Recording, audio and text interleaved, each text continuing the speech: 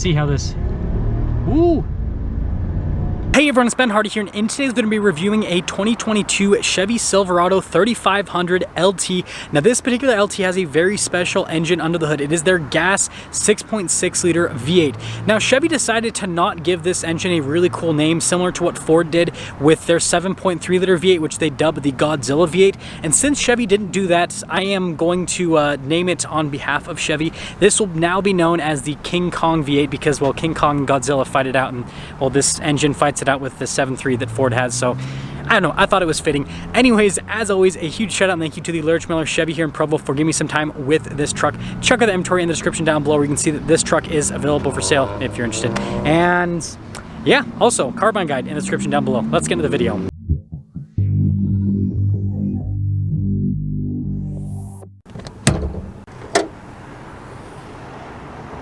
So, like I said, under the hood we have a naturally aspirated 6.6 liter V8, goes through a 6-speed automatic transmission. It is good for 401 horsepower and then 464 pound-feet of torque. And again, this is the King Kong V8 now because it's got to have a cool name. It's got to have a cool name. Now this video is supposed to be centered around the V8, and so since this is centered around the V8, we're not going to be going over every single detail in the truck like what I normally do in these reviews. Like I said, this particular one is an LT. This also has the Z71 package, so that's basically going to give this truck these cool off-road shocks, and you guys can see here the tires that come with it. Now the thing that I am really interested to see is the payload sticker with this. So we have a payload capacity, again this is a 3500, 4,126 pounds, and also I want to see the towing sticker as well. So notice conventional tow rating 14,500 pounds, max tongue weight then 1450 because just 10%, right? Gooseneck towing 16,400 pounds and then max tongue weight 2,460, right? And so yeah, pretty interesting to see all of that. In terms of the bed length on this one, it looks like this has like I think this is an 8-foot bed. It's pretty big. Yeah, this is probably an 8-foot bed. It looks like it has like the fifth wheel prep set up in it and the lights and everything. Look how beefy that receiver hitch is. Look at the exhaust tip in this. A lot smaller than the diesel, that is for sure. Sorry about the lighting on that. Not great. And then just quickly, just like the other LTs, you got like a cloth interior here. Nothing too crazy, as you guys can see. Now the reason I'm quickly showing you guys the features so you guys kind of have like I guess an understanding of the pricing on the truck once I show you guys the price, but again mostly going to be dedicated to driving. So here's the window sticker on this truck. So again you can see here 6.6 liter gas V8, starting price $51,200, and then after all options on this particular one $57,270 is the total MSRP, and it doesn't look like the gas V8 is in, so it's standard equipment. So yeah, $51,000 is the price with the gas V8 is standard. Anyways, I know it was a really quick, kind of awkward walk around, but let's take this out, drive it, and see how the 6.6 liter performs.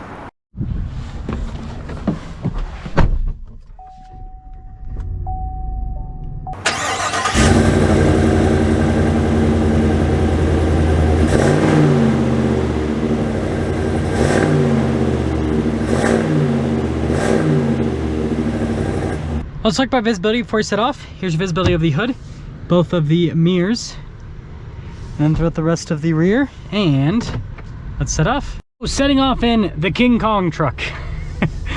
Oh man. Hey, and by the way, if you happen to work for GM and you guys changed this engine's name to King Kong, I expect 2 cents in royalties because I'm giving you guys my 2 cents, and so you have to give me back your 2 cents, right? Anyways, driving this truck, it's been quite some time since I've actually driven a truck with the 6.6 liter V8. I think the last time that I drove one of these was back like 2020, maybe even 2019. It's been years, and so this is, I guess, completely fresh impressions with this powertrain. First off, I was worried about the transmission, 6-speed automatic, so I was kind of worried that it was going to feel kind of weird, but in the parking lot and this initial driving it doesn't. See how this, woo! And if you guys aren't familiar with my channel, I am here in Utah, which is at 4,500 feet elevation roughly, And so we do get quite a bit of power loss with naturally aspirated engines, but this feels pretty dang good, actually. Now, just like other 3500 series trucks, so, you know, Ford F350, Ram 3500, this definitely does have kind of like a bumpier ride compared to like a half-ton truck, like, you know, a light-duty vehicle. That being said, though, I think that this Silverado might be the smoothest riding out of the bunch. They've done a really good job with the leaf springs and the shocks and everything to basically just tune this to the point where it just feels really smooth. Basically, it's a nice, comfortable driving experience. Look at that Raptor, pretty cool. And of course the Raptor's flooring it. Let's get another little acceleration here. This thing's pretty dang good, honestly. It's not crazy quick or anything like that. I actually have a Sierra AT4X this week, so that's got the 6.2 V8 that GM produces. Whoa, that person pulled out in the worst possible time. And this feels super similar, honestly. Now, it doesn't have the transmission doesn't have as many speeds, but I'm frankly not really noticing the fact that this doesn't have an extra 4 gears.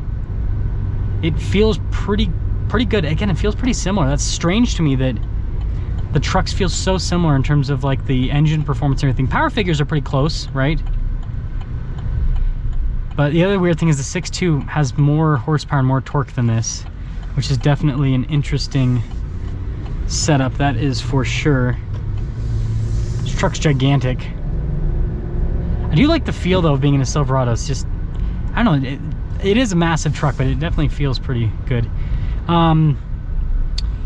Yeah, I'm trying to think what else with this engine that I can tell you guys. It's pretty quiet, which is nice.